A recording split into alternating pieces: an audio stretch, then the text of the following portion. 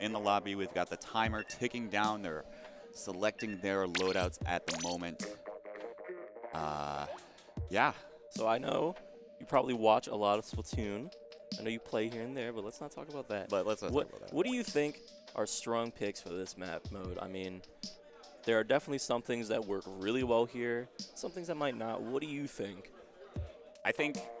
I would hope that we can see either the sloshing machine or slosher. I think there's a lot of elevation changes on Inkblot, you know, and with sloshers or sloshing machines, you can kind of aim your ink over walls or up on top of that top platform, maybe clear out a couple of your opponents before stepping up there yourself. Yeah, or even those left box, right box right in the middle of the map.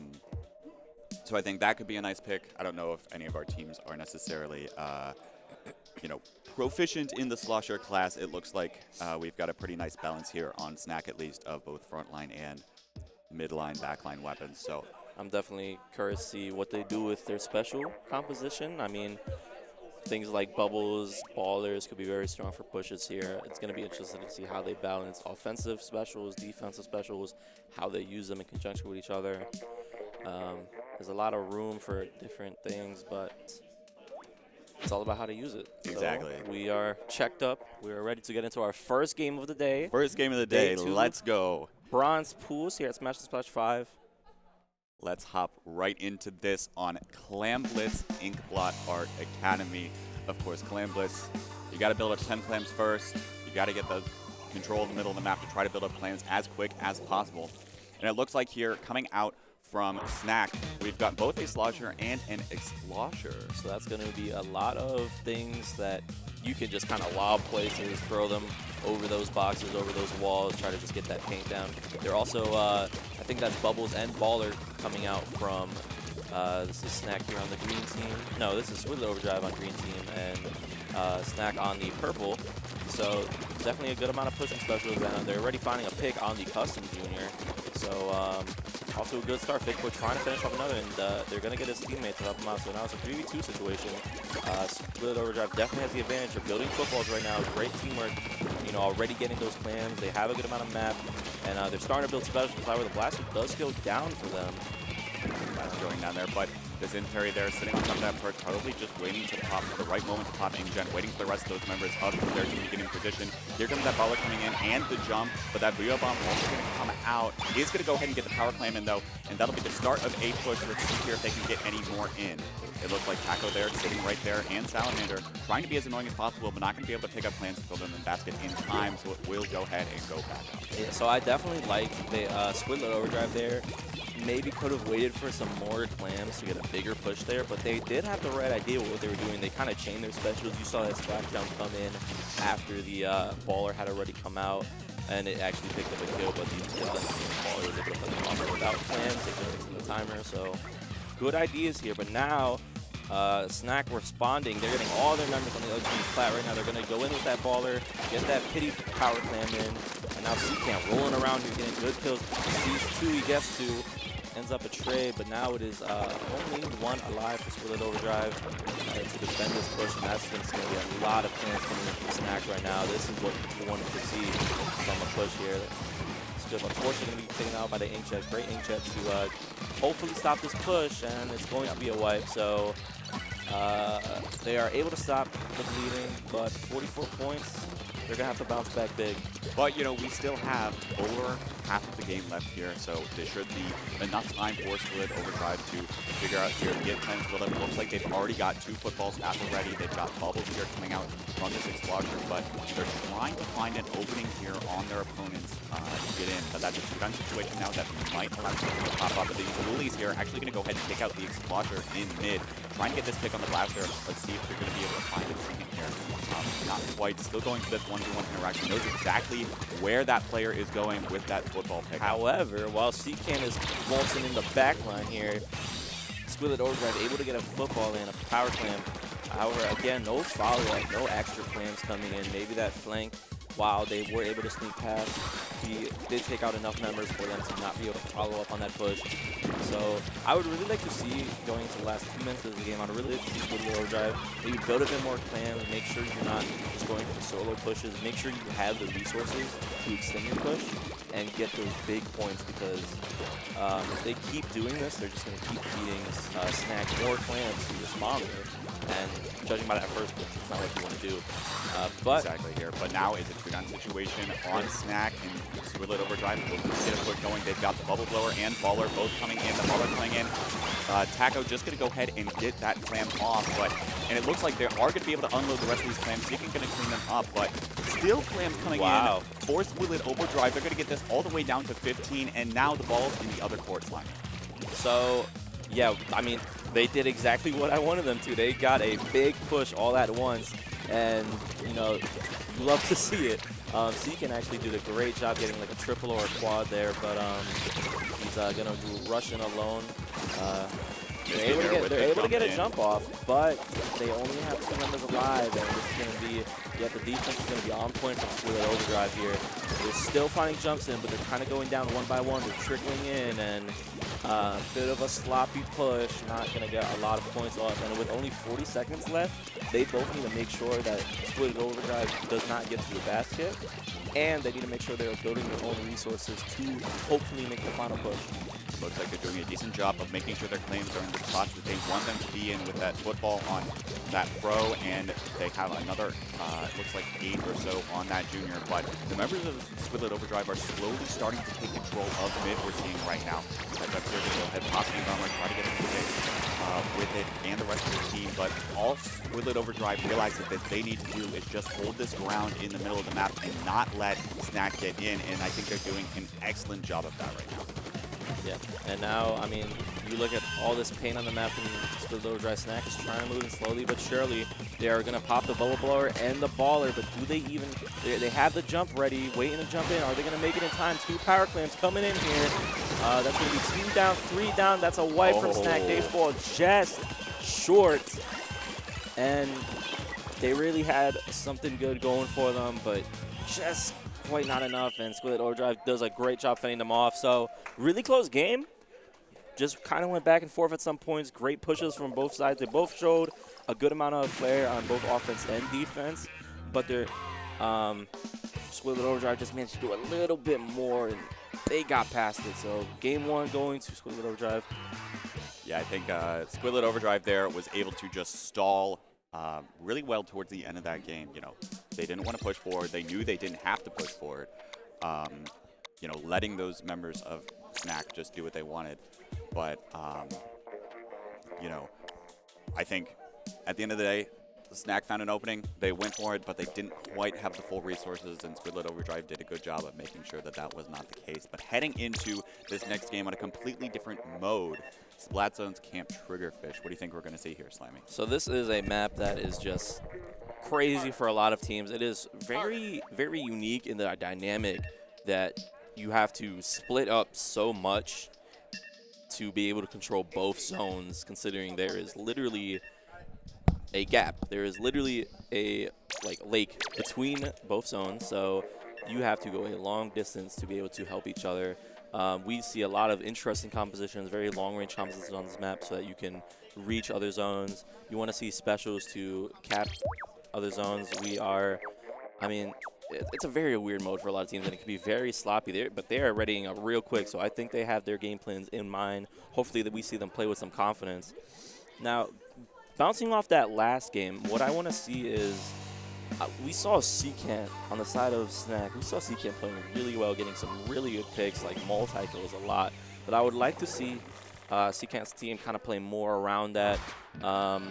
You know, I want maybe put a bit more paint support around him, or work with him more so that he doesn't have to kind of clean up around them, because I think he was the main slayer. But look at Swift already getting a nice snipe on the side of Squidlett Overdrive. However, Squidlett Overdrive has the paint despite being a member down, and now that's going to be another going down. This guy's all alone in the zone. Speedy, these softs are all alone in the zone right now, but he's just staying alive. They're not able to get to him yet, and they're putting a ton of paint on Squidlett Overdrive. I mean, their paint is just unmatched right now, but finally it looks like the specials are going to come out from Snacc. They're going to get some control, and How do you think they should hold on?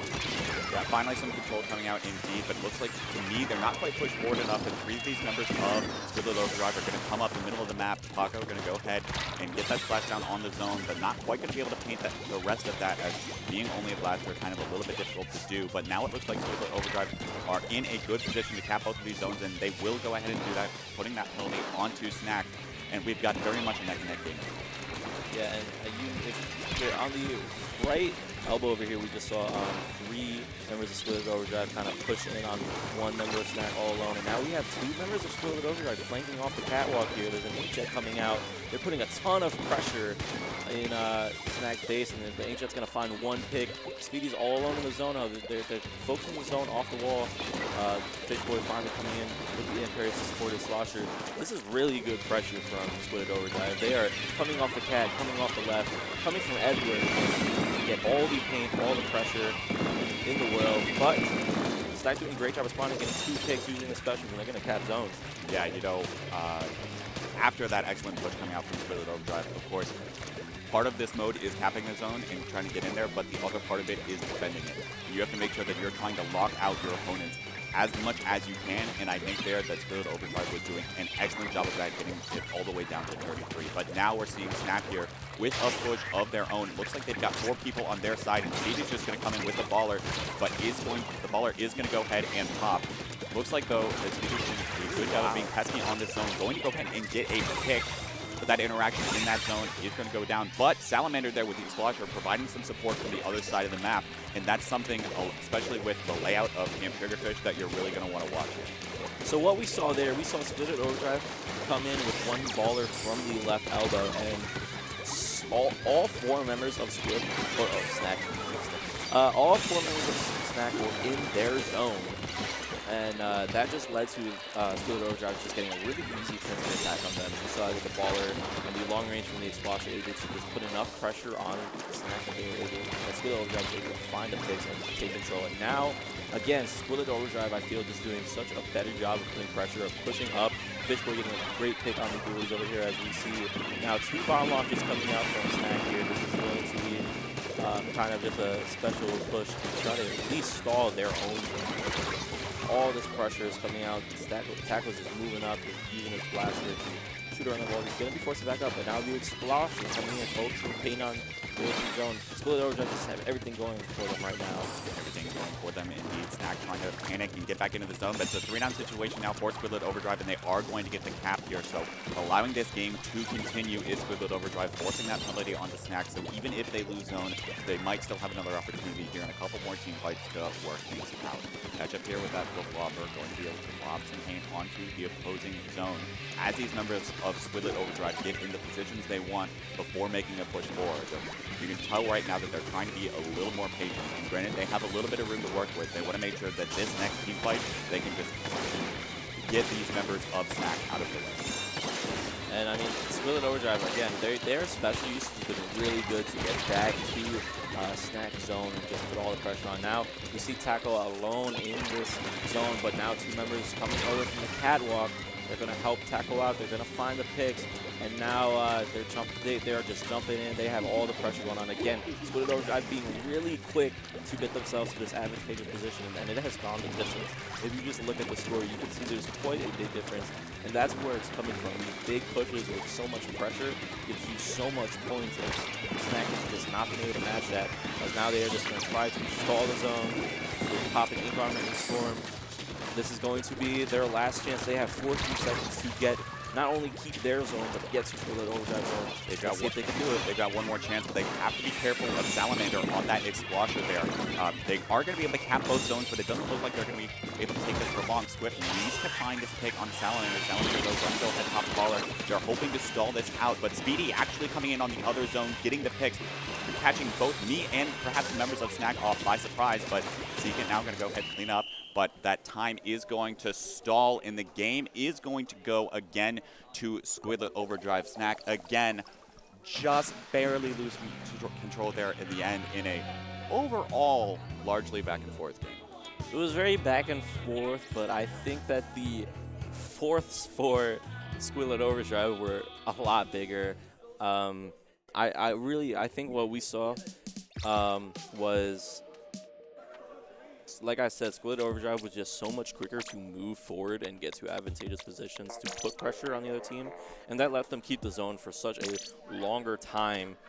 We never really saw as much flanks with specials coming in from Snacc. We didn't really see those kinds of pincer attacks coming in from Snacc, but it was really prevalent on Squidlett Overdrive side. And even when Snacc was able to stall the zone, or when they did use specials to take zone, you know, they didn't really follow up by getting bodies to the other zone. They didn't really push up, and I think it's something that's really important on Camp Triggerfish.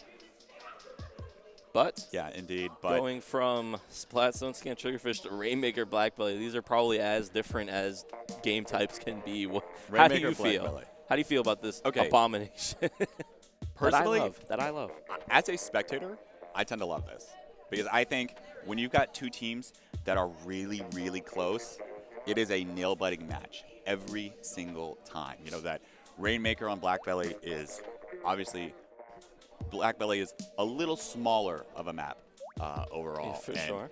It's a lot easier to, you know, get those big number pushes, but a lot of times you'll see teams getting stopped just barely, you know, right before their podium or whatever, because that podium is relatively close to spawn here in this case. But it looks like we've got the teams settled here. Hopping into this next match, who do you think has the edge in playing the highly aggressive game that Rainmaker Black Belly Skate Park provides? If we're talking about highly aggressive, I definitely want to say that Squidlett Overdrive has been showing that flair a little bit more, as we're going to see an interesting comp coming out from both teams. Both teams running a blob lobber. They're going to be chucking those bubbles all over the place. Should be a fun time.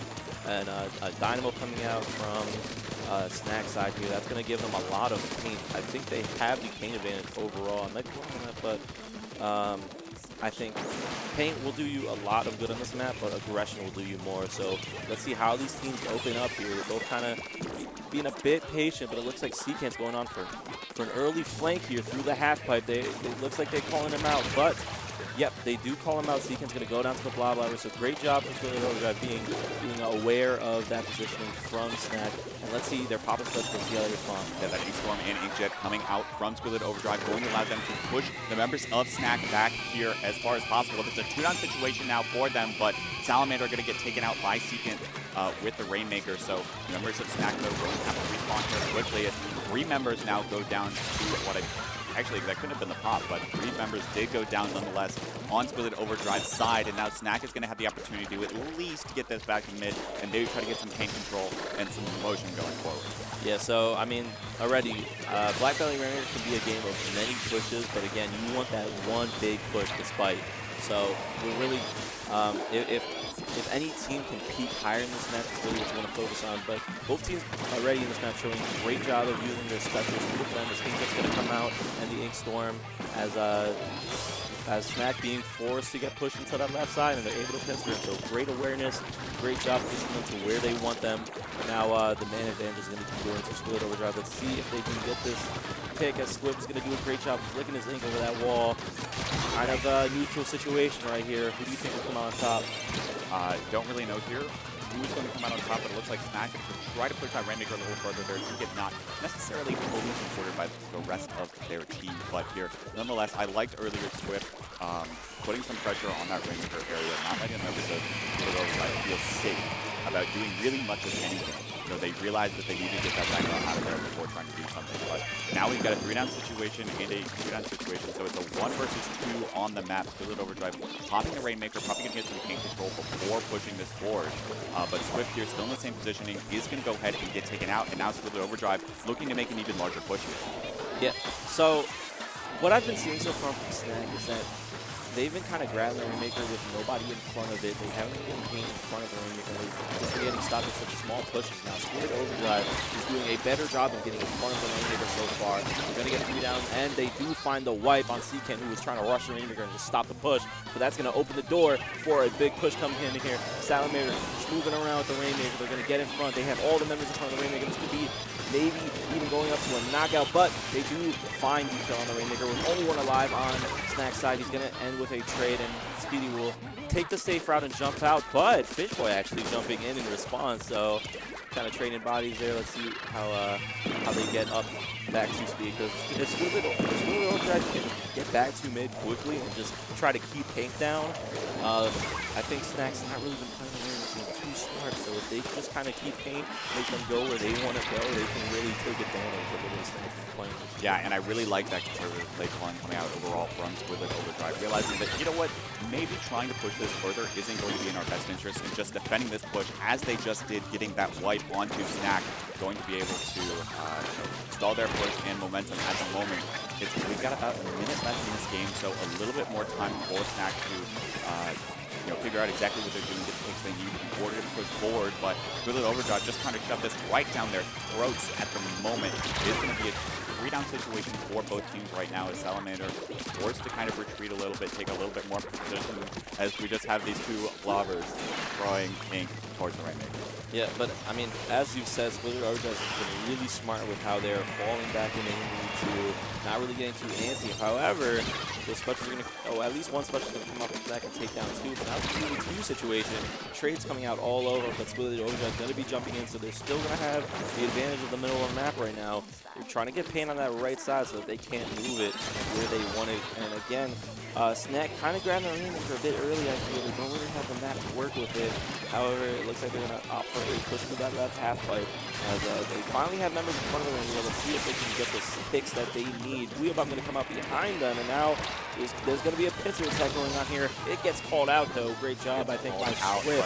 That Rainmaker was still in a difficult position there, so if they are going to go ahead and go down, Squid is still trying to get a pick here, trying to make something happen, but unfortunately not going to be the case. Steakin is the only one alive near the Rainmaker, and that is going to be the game. So Squidlett Overdrive taking the set 3-0 there. Yeah, so, I mean, 3-0, but I feel the games were maybe closer than some of the scores might imply. However, you could definitely see the difference in ideas from both teams. You could see the difference in teamwork. I feel like Squidlett Overdrive just had better ideas a lot of the time, or better reactions, I should say. They were so much more quick to push up in so many different opportunities. We saw that a lot in Camp Triggerfish and Black Belly Rainmaker. They got in front of the objective, got into the other team's side, and that's what opened up for their big pushes that Snacc just never really matched. They did not match those big pushes. While Snacc did have many attempts at pushes, none of them really hit that spot. You know? None of them added up.